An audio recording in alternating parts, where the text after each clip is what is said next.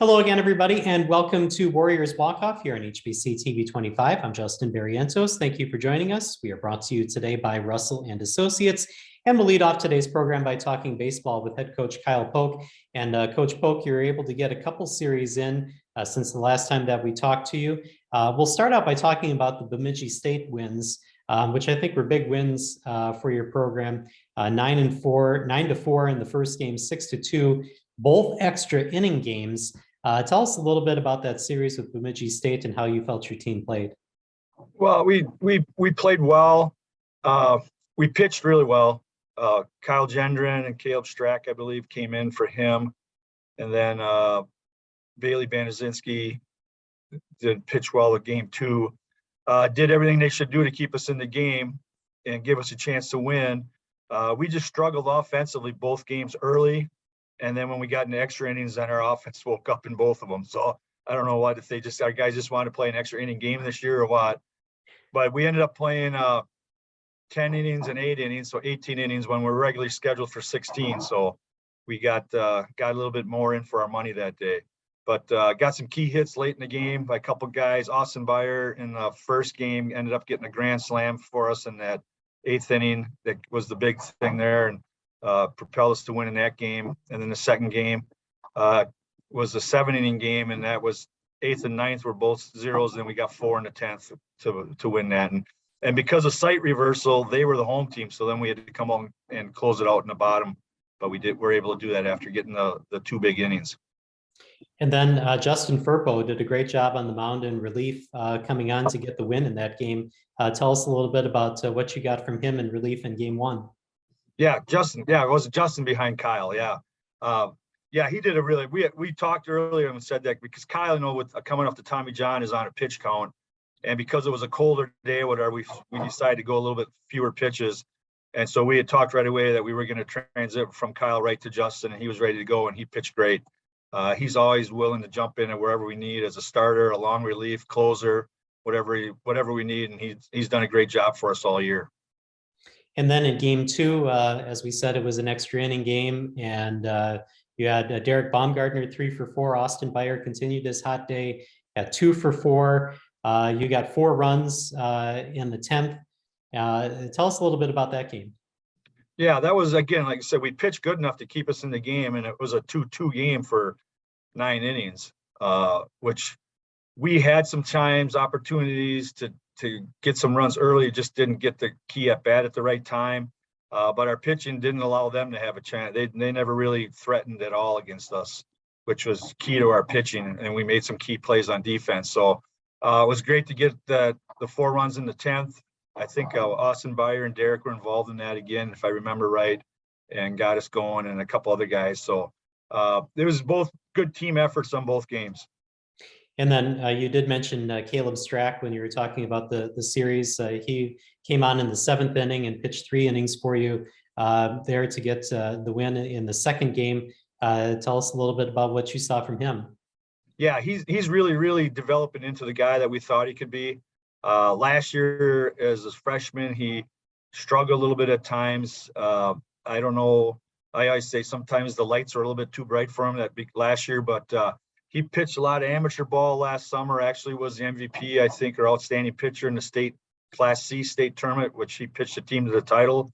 And then we shut him down a little bit in the fall just because he threw a lot last summer. But I think he got his confidence back now. He's one of our key guys out of the bullpen. And if we need a spot starter somewhere, if one of our starters would go down, he'd be that guy we'd pencil in right now. But right now his job for us is to be that guy out of the bullpen to come in and shut things down. All right. And then over the weekend, you played Minnesota State, and you had talked about it last week that you might drop that 4th game, which was a non-conference game and kind of a makeup game because you guys were looking to get some extra games in. But for various reasons, you ended up not doing that. And then one thing that I didn't realize, or we didn't talk about last week, was this was the last home weekend series that you were going to play. And so you were able to honor your seniors during this weekend. Yep, exactly. And I thought we would maybe do it during we got 2 midweek games here coming up this week. This week it's going to be either Wednesday or Thursday, depending on weather. Looks like probably Thursday now. And then the 2 weeks from tomorrow is our last one. But after talking to the players and making sure that their parents were going to be here and everything, we thought we'd better do it this weekend. So I was glad that the weather held out. It was kind of cold, but we were able to get the games in, and we were able to have that and honor those three guys: Dylan Whitaker, Nick Harold, and Zach Watska. All three are pitchers, and they've done a great job for us. It's just, and it'll be tough to see them go. Although I'm not going to be around next year either, so it's no different. But those guys have been great guys to the program, great teammates. They do everything. They're great examples for the young guys, role models. They just work their butts off and do what they're supposed to do, and just great teammates and great players. What was it like for you going through your kind of last goodbyes to seniors in that kind of situation? Honestly, it was probably a little bit easier doing it now than it would be at the end of the year if we did it later, because then it's going to be finalized and whatever. So a little bit better. But yeah, there's you kind of choke a few tears and stuff and knowing that that's the end. But I said, yeah, it's probably better that we did it then, because later on it might become a little bit more of some waterworks and stuff. But like I said, they're great guys. I'll miss them. We'll get to the Minnesota State games in just a minute, but since we're talking about this, there's only 3 weeks left in the season. After this week's of games, you only have 2 weeks left. Have you started thinking about, this is the last time I'm going to do this, this is the last time I'm going to do that? No, not really. I haven't really thought about that yet. Well, because we still got another couple road trips and we still got some home games, so that really hasn't popped up. I shouldn't say that, because when we came back from Bismarck, North Dakota, I thought, well, good. This is the last time I got to be on a bus for 10 hours. So, and we didn't have to go to Minot. So I did say it then, but no, the rest, because we're still focusing on trying to get better. Like you mentioned, we're still in the hunt to get into the playoffs and stuff. So we're just trying to do things to make sure we can get better what we need to do. Now, again, today, though, can't be outside for practice with the weather. So we're going to be back in the gym and in the pit. So we got to come up with some things to be creative, but we're still working hard to try to get that playoffs. And that was one of our goals for the team. We wanted to get there. So. Yeah, we'll talk about that in a moment, because you're in 8th place in the NSIC. So you're in the playoff hunt if the playoffs were to start today, that famous phrase. But let's talk about the Minnesota State games, because those were kind of difficult games for you. What did you learn in that series about what you still need to do for the last 3 weeks of the season to get into the playoffs? Well, I'll give Minnesota State credit. They're probably the best team we've seen all year long. We played a couple really good teams early in February down Missouri Southern and Drury, but I'd like to play those guys again now, because we've been playing and not that. So, but man, the thing with Mankato, they pitch. They got arm after arm after arm, and they're just loaded with guys that can throw. And it was evident we struggled in the first 2 games. We'd get guys on and we'd struggle getting them in. Nick Harold threw a great game against them. The first one, he went 5 innings, struck out 11, 5.1 innings, gave up 4 runs, but only 2 were earned because we didn't make a play. If we would make a play out of him, he's only going to probably give up 1, actually. Mm-hmm. And then we're sitting in a pretty good situation after 6 innings. But our bullpen, which we know is not as, we got a few guys that are good out of the bullpen. We got some guys that got to get better. So it was actually good that we got some guys in, and we can, when we talk about what they need to do to get better at first pitch strikes, you got to pitch ahead in the count. Well, they didn't do that, and Mankato took advantage. And so you hate to do it in a game, but that's a good way to emphasize what we're trying to teach. And this is what we talk about. When we talk about these things, this is why. Well, you don't do it. Look what happens. You come in, bang, bang, bang, you give up. And those guys gave up 8 runs in 3 innings. And otherwise, we're in the game otherwise. The second day, same thing. They're just good. They're good. That's all I can say on that. And then the third game, we pitched. Cam Kramer pitched great. We did some things with them offensively. We had some hits and we were able to capitalize on some things. Just again, we didn't make 1 or 2 plays in the 1 inning. And where was it at here? The 7th inning that allowed 2 runs that probably shouldn't have scored. And if we make those plays, again, it's probably all kind of a product of not being able to be outside a lot. Not making up excuses, but like this spring, we haven't been able to be on the field hardly for probably a half a dozen practices. And when you're not on the field and learning where angles and all that stuff are, it makes it tough.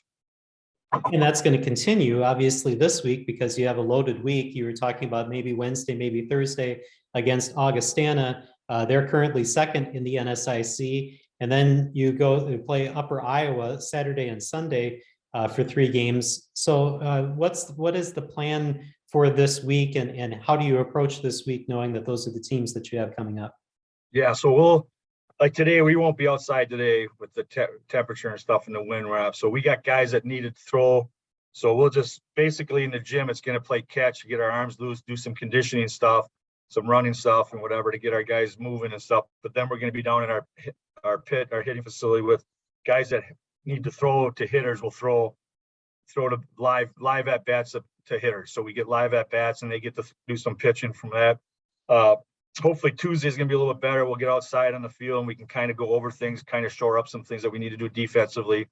We are so young. And on the weekend, like our Friday game, we were on our 4th second baseman because our top 2 guys are injured. And our guy who's a backup shortstop, we moved to second. Well, he was sick on Friday.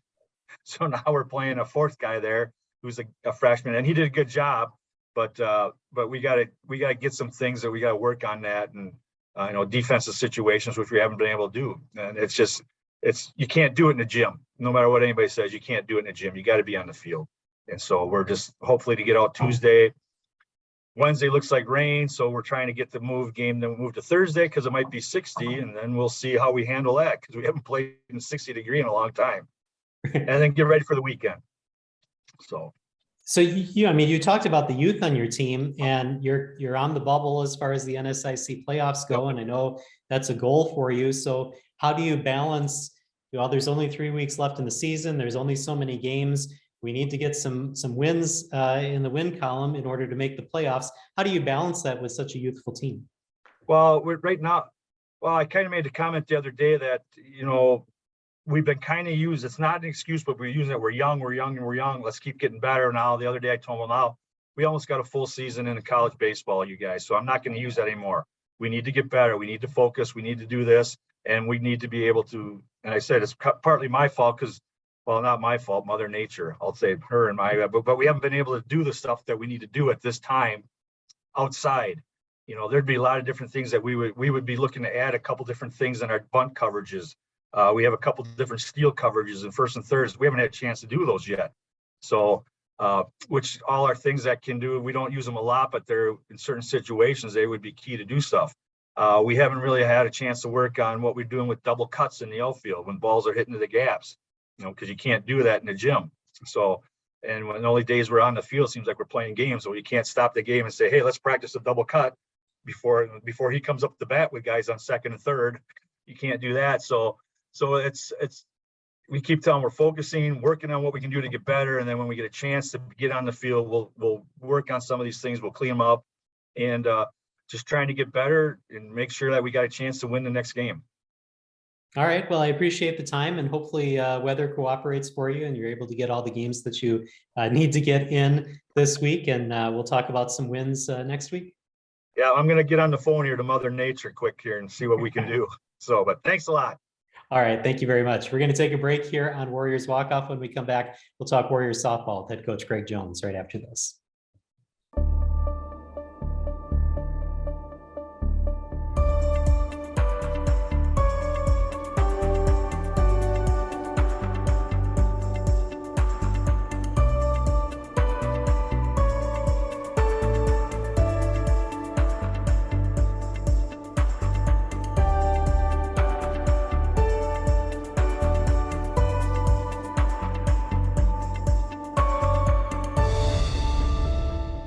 And welcome back to Warriors Walkoff here on HBC TV 25. Time now to switch to softball and head coach Greg Jones.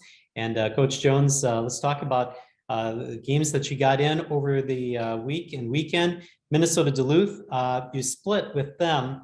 Tell us a little bit about what you saw from your team during those 2 games. Yeah, it was a big weekend for us. Obviously, a couple teams at the top of the league, and every year in and year out, traditionally just really great programs. And I was curious with our team because we've had a lot of lopsided games this year, one way or the other, either big wins or big losses, heavy on either side. And you knew with these teams, they were going to be really tight games, kind of close to the vest games, no matter what the score was, whether they were elevated scores or low scores, you figured they were going to be close. And so I was just kind of curious to see how we were going to respond to it. Obviously we want to stay competitive and go from there, but I thought we played really, really well all weekend with the Duluth series in particular. We started against Concordia Tuesday, didn't get them finished because of the weather. And in those first 3 innings that we got in before the hail and the lightning came, Liz was really throwing the ball well and at really good pace. And then going into the weekend, she really continued with that against Duluth. She really threw the ball well, gave us a chance all game long to stay in it. And Duluth's got good pitching, and we found a way to score some runs and get the victory in that first one. And then game 2 was really interesting because, obviously complete flip of the script of game 1, which was really close. Game 2 ended up being close in the end, but on the other side of the spectrum, there were a lot of runs scored, and we were chasing 8 early, and that makes it hard to come back. But I give our kids credit for their resiliency and the ability to fight and stay in it all the way to the end. And didn't go our way, but overall, I really thought it was a good day. And my message to the team after the Duluth doubleheader was, it's crazy to think about how we emotionally attach ourselves to the scoreboard. That from the second inning on of game 2, we really won the game. Now there's no trophy for that. There's no moral victory for that, but we're standing around like we got beat because the scoreboard said we didn't have enough runs, but we really played well from the second inning on,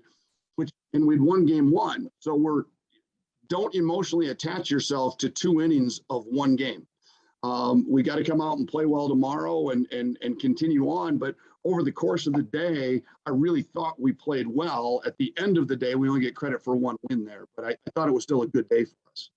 Oh, that's a good philosophy. I really like to hear that. And I wanted to bring up Liz because you talked about her again, and we talked about her all season long, and it's hard not to when she's one of the best pitchers in the league. But there's some numbers that just kind of jump out at me. So she has 237 strikeouts in the NSIC, or overall this season, which is number 1 in the NSIC. There's only one other pitcher in the league that has 200 or more strikeouts, and that's Mackenzie Ward from Minnesota State, who, not coincidentally, also has the most wins in the NSIC this year in a ERA under 1.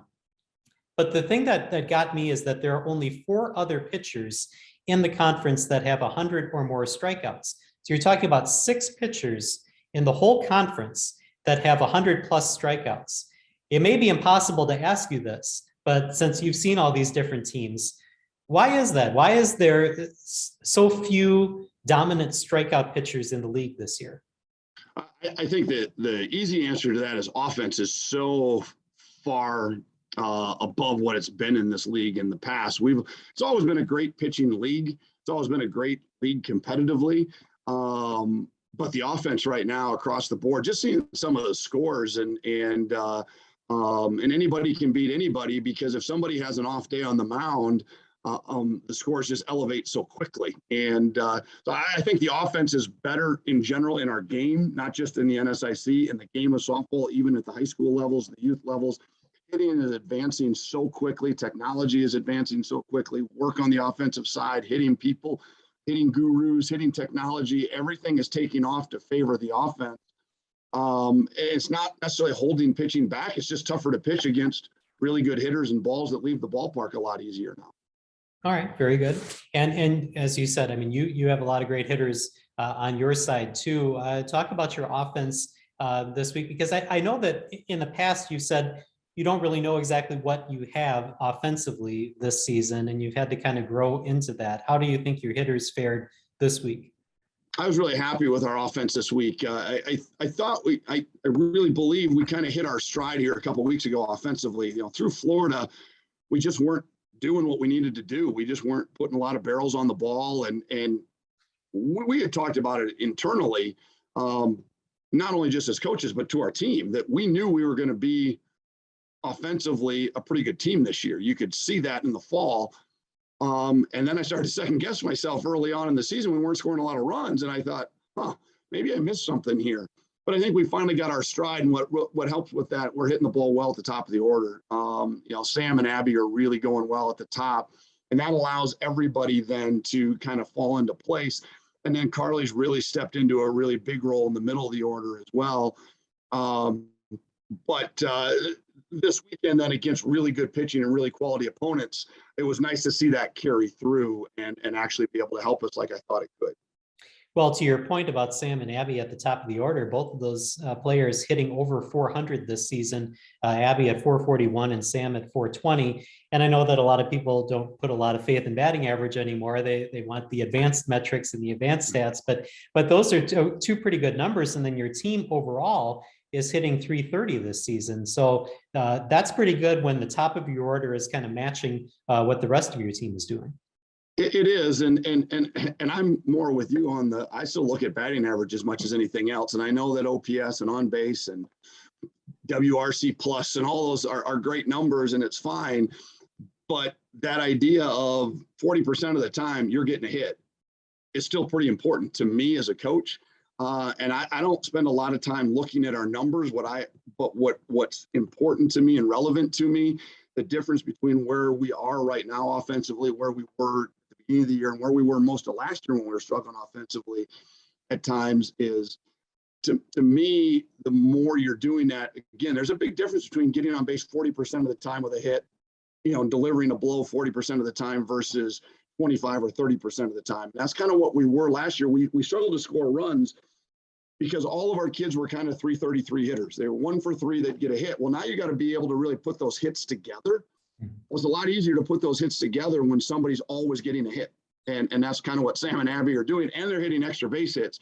So they're on second base instead of a base hit, putting them on first base. And now we need multiple hits. We're able to hit the ball, the ballpark, get extra base hits. And then just the totality of the hits makes the run production go up. And it's very simplistic to say, but it's very frustrating in the coach's box when we get 7 hits in a game, but none of them are together. Now we're getting 7 or 8 hits and they're bunched because those kids are continually getting hits. And it's simple and complex all at the same time, but it works a lot better when they're hitting 400 instead of 330. Well, and you were able to put them together against St. Cloud, a 9-1 win and a 3-1 win. But I do want to ask, you pitched Liz in both games. What was the decision behind that? The decision happened really kind of organically. It wasn't something we had decided going into the game. I can say going into the game, we didn't know what we were going to do in game 2 because Abby Smith had come in relief against Duluth and looked really, really good. And so there was some thought about how to manage game 2 differently. Not that we didn't want to start Abby Halas or that we wanted to start Abby Smith. It was more, how do we want to use those two together was really kind of the thought. Do we want to use them in a different format? Do we want to start one of Abby Smith instead of Abby Halas? Do we want to look at a combined effort between those two and Liz? We were kind of up in the air on how we were going to manage it. But what happened, the organic piece of it was, not only was Liz really good in game 1, she was cruising, but we only played 5 innings. And so when we got to the 4th and went up by 8, in my head, I just said, if she gets through the 5th and we win it in 5, I'm just going to start her. And so the decision was really made at the end of game 1. We were able to do that. We went 3 up, 3 down in the 5th. And so as soon as the game was over in 5, I just looked at her. I said, you're going to start game 2. The thought wasn't to go 7 innings with her. The thought was just no different than if we were going to combine the game. Let's use her at the beginning instead of the end while she's warmed up. She's already loose. She's in a rhythm. Let's see if we can get 2 innings out of her. And so that was my thought. Let's get 2, because now she's thrown 7. And now we've just got to piece together the next 5. But then she just kept cruising and kept, and the longer she kept going, the more it was like, well, let's stay with her. And it just tended to work out for us. Yeah, it made the decision easier, I suppose. Yes. All right, let's look ahead to this week. We have a couple minutes left in this segment. It is a busy week. You have 4 game days, 4 doubleheader game days, Wednesday, Thursday, Saturday, Sunday. And who knows what the weather is going to do to affect that. You travel to Wayne on Wednesday, at least at this point, and then you are home Thursday, Saturday, Sunday against Upper Iowa, Marion, Minot. How do you approach this week, knowing that you have that many games, maybe limited practice, maybe limited opportunity to practice? Yeah, it's going to be hard. I mean, there's not many times we have an 8-game week anymore.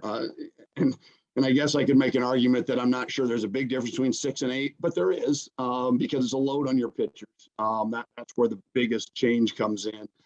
And that was one of the things with Liz this weekend that you also wanted to be a little careful of, the overwork, knowing what was ahead this week.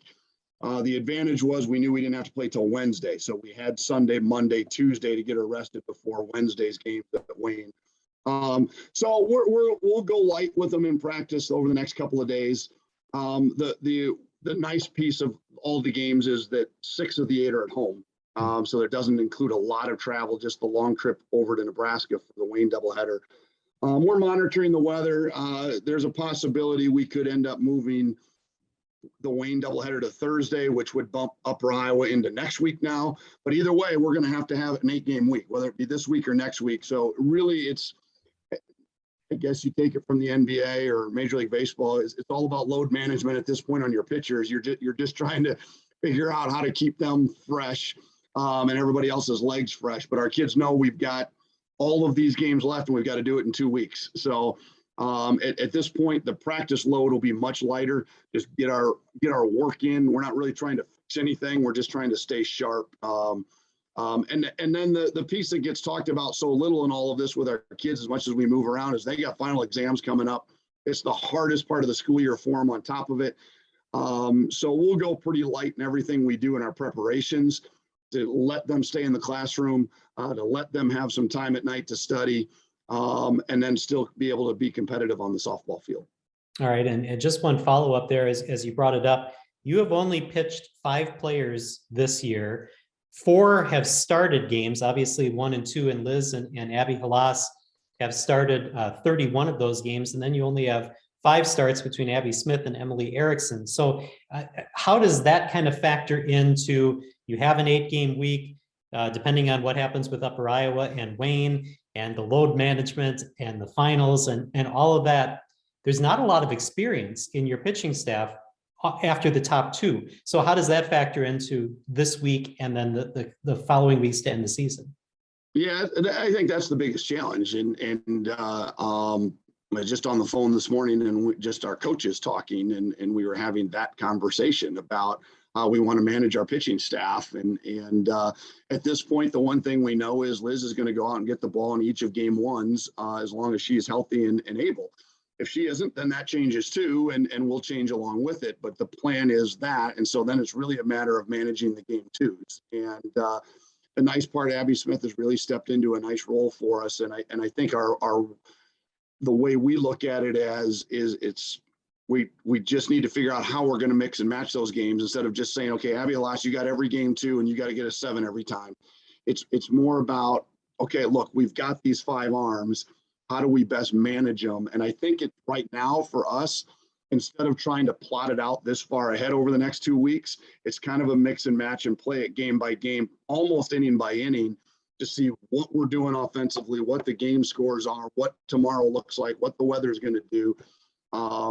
I like to have a plan, but I know that it's almost fruitless at this point because of the weather and what could happen with the games. So the one thing I know is we can't just say, okay, Liz, you got the rest of the season, because then there's no shot in the postseason. And we still know we've got to have a really good conference tournament. We need her as fresh as we can that week as well. So we've got to manage her as much as we need to manage everything else. All right. Very good. Well, I appreciate the time this week, and good luck with the long week that you have ahead of you. Thank you so much, Justin. I appreciate it. All right. And thank you for watching Warriors Walkoff here on HBC TV 25. We'll see you next week.